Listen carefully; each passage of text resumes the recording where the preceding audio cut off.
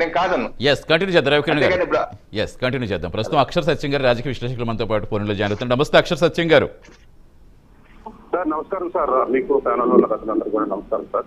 నమస్తే అండి. సో ఏంటి ఎలా కనిపిస్తుంది? ఇప్పటికే సూర్యుడితో పోటీ పడుతుంది. అక్కడ ఆల్రెడీ ఏపీలో ఏ చిన్న ఇష్యూ జరిగినా మనం ఎంత హాట్ టాపిక్ అవుతుందో చూస్తాం. అలాంటిది ఎన్నికల మూడ్ అంటే ఇంకా ఏ స్థాయిలో ఉంటుందో చెప్పక్కర్లేదు రాజకీయ వేడి అనేది. సో ప్రస్తుతం అసలు ఏపీ రాజకీయాలు ఎవరికైనా అంతుబట్టే విధంగా ఉన్నాయనుకోవచ్చా? ఇప్పుడు ఎవరు గెలిచినా సరే అది బొటాబొటీ మెజార్టీ వస్తుందేమో అనే ధీమా కూడా చాలా మంది చూపిస్తున్నారు. అసలు మీ అబ్జర్వేషన్ ఏంటి యాజ్ అనలిస్ట్ గా? సార్ ప్రజా వ్యతిరేకత దృష్ట్యా, ప్రజల అభిప్రాయం దృష్ట్యా ఖచ్చితంగా వైసీపీకి చాలా వ్యతిరేక పవనాలు వేస్తున్నాయి సార్. వైసీపీ కనీసం ఇప్పుడున్న అంచనాల ప్రకారం ఏంటంటే 30 సీట్ల లోపల గెలుస్తుంది వైసీపీ అంటున్నారు.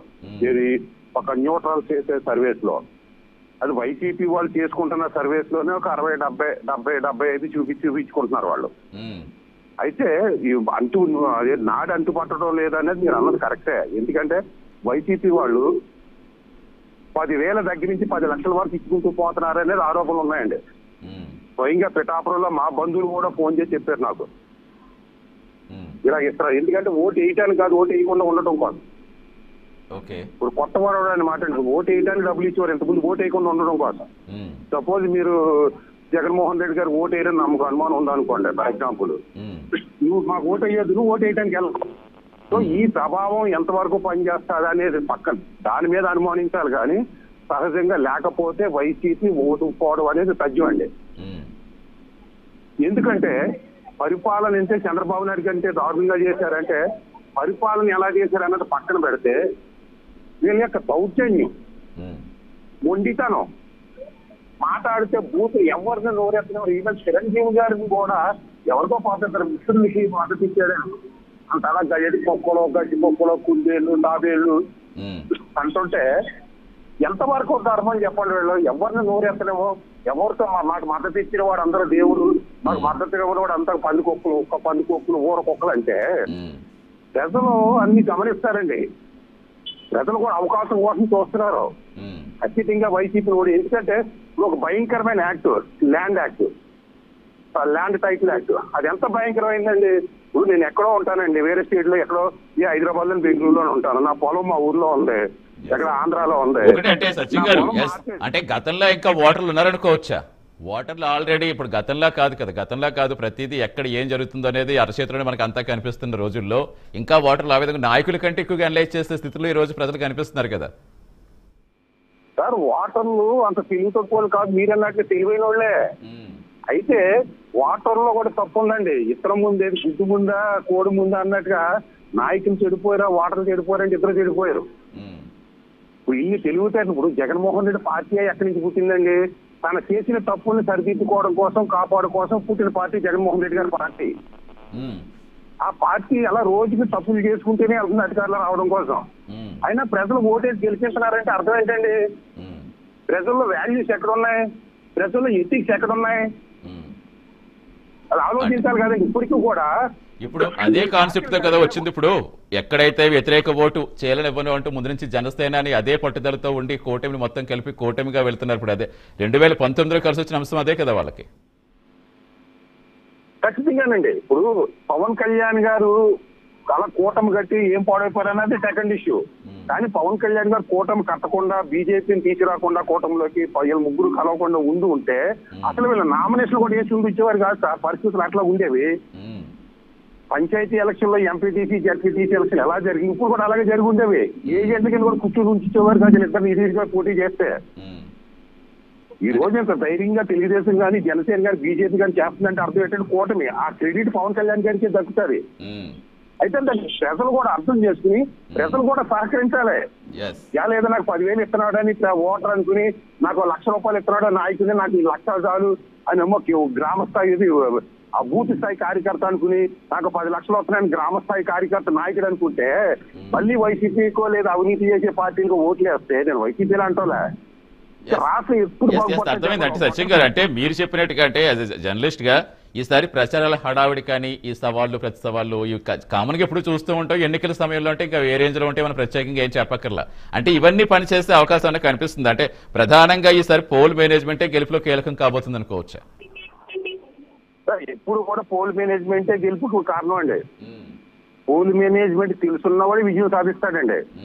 పోల్ మేనేజ్మెంట్ తెలియదు ఎప్పుడు విజయం సాధించలేడు, ఎన్ని వేల కోట్లు ఉన్నా కానీ. తర్వాత ఈ ప్రచారం ఆర్భాటం అన్నది కేసీఆర్ గారు అధికారంలో రావడానికి 10 సంవత్సరాలు అధికారం చెలాయించడానికి, లేదా రేవంత్ రెడ్డి గారు అధికారంలో రావడానికి, ఎక్కడున్నాడో తెలియదు రేవంత్ రెడ్డి 6 నెలల్లో పరిస్థితిని మార్చడానికి కారణం ఓన్లీ నోటి మాటలండి. కేసీఆర్ అరే అంటే నేను ఒరే అని మనిషి వచ్చాడు కాబట్టి ఇప్పుడు ప్రజలు కూడా అటువంటి నమ్ముతున్నారండి. చిరంజీవి గారు లాంటి వ్యక్తిత్వం నమ్మి పరిస్థితుల్లో లేరు. ఇప్పుడు పవన్ కళ్యాణ్ లాగా మాట్లాడి వ్యక్తి ఉంటేనే లైక్ చేస్తున్నారు. వాడే వీడికి మొగుడు వాడే, వీడియో సరిగా ఓడించగలని ప్రజలు దృష్టి పడుతున్నారండి. అయితే కొన్ని పదాలు తప్పు కాదన్నా దాన్ని సమర్థించడంలో, కానీ అధికార పక్షం వాళ్ళు రెచ్చిపోతుంది, అవతల పక్కన ఒక పక్షం రెచ్చిపోతుంటే రెండో పక్షం కూడా దాన్ని తట్టుకోవాలని మాట్లాడే పరిస్థితులు ఉన్నాయి. ఖచ్చితంగా ఎవరికి ఎలా సమాధానం చెప్పాలి అలాగే ఆన్సర్ ఇవ్వాల్సిన పరిస్థితులు ఉంటాయి కదా. ఖచ్చితంగానే ఇప్పుడున్న పరిస్థితుల్లో, ఇప్పుడున్న రాజకీయాల్లో ఇప్పుడు నేను ఉందండి పవన్ కళ్యాణ్, నితిన్ రెడ్డి నువ్వు నన్ను ఇక్కడ రావద్దని, మమ్మల్ని రాయలసీమలో రావద్దని అంటున్నాను. ఏమన్నా ట్రెండ్లో కలిసి మా ఏరియాలోకి వచ్చి మమ్మల్ని కలుసుకుంటే మేము వద్దన్నాం, మేము ఊరుకునేది లేదన్నాడు అంటున్నారు. నేను పవన్ మరి అక్కడ వెళ్ళి పిఠాపురం వచ్చి ఇంటికి చేస్తున్నాడు అతను. కాకినాడలో రవికిరణ్ గారిని అడిగాను, దూరంపూడి చంద్రశేఖర్ రెడ్డి గారికి సామాజిక వర్గానికి ఎన్ని ఓట్లు ఉంటాయో.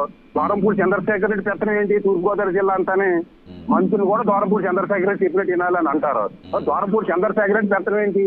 ఈ ఆధిపత్య భావజాలం ఎంతవరకు చెప్పండి. ఇప్పుడు అక్కడ ఉన్న ఈస్ట్ గోదావరి కోస్తా జిల్లాలు ఉన్నాయి, రిజర్వేషన్ ఏమన్నా నుంచి మొన్నటి వరకు రిజర్వేషన్ ఉద్యమాన్ని సమర్థించిన వాళ్ళు మీరు ఎన్నికల ముందు రిజర్వేషన్ ఏమని అన్నావు, పోనీలో ఏదో అన్నావు. చంద్రబాబు నుంచి ఈడబ్ల్యూఎస్ కూడా రిజర్వేషన్ కూడా పీకేసేవని అడిగే వ్యక్తులు కొన్ని కులాల్లో లేకపోతే ఈ కులాలు ఎప్పుడు కులాలకు అధికారం ఎక్కువ వస్తుంది, ఎప్పుడు వస్తుంది ఆధిపత్యం వైసీపీ ఆధిపత్యం ఎప్పుడు తగ్గుతుంది అదే ప్రజలు అర్థం చేసుకోవాలి సార్.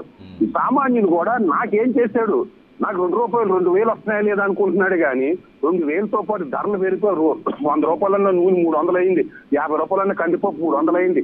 నా దగ్గర నేను రోజు 10,000 ఇవాళ 5,000 ఖర్చు, మొన్న 2014 5,000 ఖర్చు పెట్టి వచ్చు, ఇవాళ 15,000 ఖర్చు పెడితే నాకు వస్తలేదు అంటే 2,000 ఇచ్చి 10,000 ఎక్స్ట్రా తీసేసుకుంటున్నాడు. బస్సు ఎక్కాలంటే 2,000, స్కూల్ ఫీజు లక్షలు ఎంత తీసేసుకుంటున్నారు. ఇప్పుడైనా మీ ఫీజు ధరలు తగ్గించాలని ప్రభుత్వం ఎవరి పార్టీని మీరు సమర్థిస్తామని ఆలోచించే ప్రజలు ఎలా చెప్పండి. వ్యక్తిగతంగా నాకు 2,000 వస్తున్నాయి లేదా, నాకు పెన్షన్ వస్తుందా లేదా, మా నాన్నకు పెన్షన్ వస్తుందా లేదా అని ఆలోచిస్తున్నారు. కానీ అసలు ఈ ప్రజల్లో రాజకీయ వ్యవస్థలు పాడైపోవడానికి కూడా ప్రజలు సార్. సో మరి ఎలా అవగాహన కల్పించడం ఎలా? ఇప్పటికీ ఎవరికి వాళ్ళు ప్రయత్నాలు చేస్తున్నారు, లేదంటే మీలాంటి అనలిస్టులు చేస్తున్నారు, లేదా మీడియా చేస్తోంది, ఇంకా రాలేదనుకోవచ్చా? లేదు సార్, మనుషులు ఇప్పుడు మా చిన్నప్పుడు ఇది మంత్రులు వస్తుంటే ఊళ్ళో వాళ్ళందరూ కలిసి సామాజిక వర్గాలు ఇదిగో మాకు సాకల తీరు కావాలి, మా మంగళకి ఇది కావాలి, మా కాపులకి ఇది కావాలి, దళితులకి ఇది కావాలి, మా ఊరికి ఇది కావాలి, లైబ్రరీలో కంప్లైంట్లు రాసి ఇచ్చేవారండి. అంటే దాన్ని ఏంటి విజ్ఞాపన పత్రాలు. ఎక్కడన్నా చూడండి ఈ రోజున ఒక మంత్రి వస్తుంటే సీఎం వస్తుంటే ఎక్కడైనా విజ్ఞాపన పత్రాలు ఇస్తారో. ప్రజలు అలాగే ఈ వ్యవస్థలు కానీ మీడియా కానీ లేదా రాజకీయ పార్టీలు కానీ అలా మార్చేసి సార్ ప్రజలు కూడా మారిపోయారు. వీళ్ళందరూ అంటే ఎన్నికల సమయం కాబట్టి నేను ప్రజల గురించి ఎడ్యుకేట్ చేయడం కోసం చెప్తాను సార్. నేను రైట్ అంటే ఒకటండి, అంటే ఇప్పుడు మీరు చెప్పినట్టుగా వ్యవస్థలు నిజంగా ఈసారి వ్యవస్థల సహకారం ఎవరికి ఉందంటారు? అంటే ఇప్పుడు మీరు చెప్పినట్టుగా ఇందాక పోల్ మేనేజ్మెంట్ ఖచ్చితంగా ప్రతి ఎన్నికల్లోనూ కూడా ప్రభావం చూపిస్తోంది. అంటే అనుభవం కూడా ప్రధానం. ఇప్పుడు ఆల్రెడీ అనుభవం ఉన్న నాయకులు ఒకవైపు ఉన్నారు, మరోవైపు మీరు చెప్పినట్టుగా మేము పెట్టిన పథకాలే, మేము పెట్టిన హామీలు మమ్మల్ని గెలిపిస్తేనే ధీమాలో వైసీపీ వాళ్ళు ఉన్నారు. సార్ వాళ్ళు పెట్టిన పథకాలు అసలు వైసీపీ ఏం చేసింది సార్? మళ్ళీ వైసీపీ సైడ్కి వస్తే ఏం చేయలేదన్నది రవికిరణ్ గారు చెప్పారు. దాని గురించి మళ్ళీ రిపీట్ చేయడం అనవసరం. అసలు వైసీపీ నవరత్నాలకి నవరంధ్రాలు వేసి అమలు జరపడం తప్పించి ఏం చేసింది? ఒక ప్రత్యేక హోదా తెచ్చిందా? విశాఖ స్టీల్ ప్లాంట్ గురించి అడ్డుకున్నదా? లేకపోతే రైల్వే జోన్ తీసుకొచ్చిందా? లేదా పోలవరం ప్రాజెక్ట్ కంప్లీట్ చేసిందా? హామీలతోటి ప్రజలు మా వైపు ఉన్నారు కంటే భయంతో కూటమంతా కలిసి అందరూ ఏకమై ఓడించడానికి చూస్తున్నారని ఆయన చెప్తున్నారు కదా సార్. సంక్షేమ పథకాలను జగన్మోహన్ రెడ్డి గారు కనిపెట్టలేదు, రాజశేఖర రెడ్డి గారు కనిపెట్టలేదు సార్. సంక్షేమ పథకాలు 70 అసలు నిజం చెప్పాలంటే దామోదర సంజీవయ్య ఆంధ్ర పరిస్థితులు ఉమ్మడి ఆంధ్రప్రదేశ్ తీసుకుంటే సంక్షేమ పథకాన్ని పెన్షన్ కనిపెట్టింది దామోదర సంజీవయ్య. దాన్ని ప్రజల్లోకి తీసుకెళ్లి ఎక్కువ చేసింది ఎన్టీ రామారావు గారు. అంతేగా రాజశేఖర రెడ్డి గారు అబ్బాయి జగన్మోహన్ రెడ్డి గారు సంక్షేమ పథకాన్ని కనిపెట్టలే. చంద్రబాబు నాయుడు ఇచ్చిన పథకాలనే కొంచెం పేరు మార్చి జనాలకి ఇది ఒక 1100 పెన్షన్ ఉందండి. అప్పుడు ఏముండేదంటే అందరికీ 60 సంవత్సరాలు దాటిన వాళ్ళందరికీ పెన్షన్. ఇతను ఏం చేశాడు, కాపు నేస్తాం, దళితులు అదే పెన్షన్. ఎగ్జాంపుల్ చెప్పిన, దళితులకి దళిత నేస్తాం, బీసీకి బీసీ నేస్తాం, కమ్మరికి కమ్మరి నేస్తాం, కుమ్మరికి కుమ్మరి నేస్తాం అనడంతో వీళ్ళు అనుకుంటున్నారు అయ్యో మా కులానికి కాపు నేస్తం ఇచ్చాడు అనుకుంటున్నారు. అదే కాపు నేస్తంలో పెన్షన్లో నాయన ప్రభుత్వం ఇచ్చిన పథకాన్ని కులం పేరుతో విభజించి చూపిస్తున్నాడని చెప్పే కుల సంఘాలు లేవు ఈ రోజున, కుల నాయకులు లేరు సార్ ఈ రోజున. రైట్, సచిన్ గారు ఫైనల్ గా ఏం చెప్తారు సార్? ఒక దోపిడీ విధానం, ఒక నోరెత్తే విధానం లేనప్పుడు ఆ ప్రభుత్వాలు ఉండేందుకు పోయేందుకు సార్. చిరంజీవి లాంటి వ్యక్తి ఈ రోజున స్వతంత్రంగా తన అభిప్రాయం చెప్పే పరిస్థితులు లేవంటే, వీళ్ళు తిడతారేమో అని భయపడి ప్రచారానికి రానంటున్నాడంటే సామాన్యుడు ఎలా బతకగలుగుతాడు ఊళ్ళోని? Common sense sir. నిన్న ఎవరో చూపించారు సార్, పిఠాపురం దగ్గర కుర్రోని చితకబాదీసి నేను ఓటు వైసీపీకి అన్నాడని. అసలు ఓటే లేదట.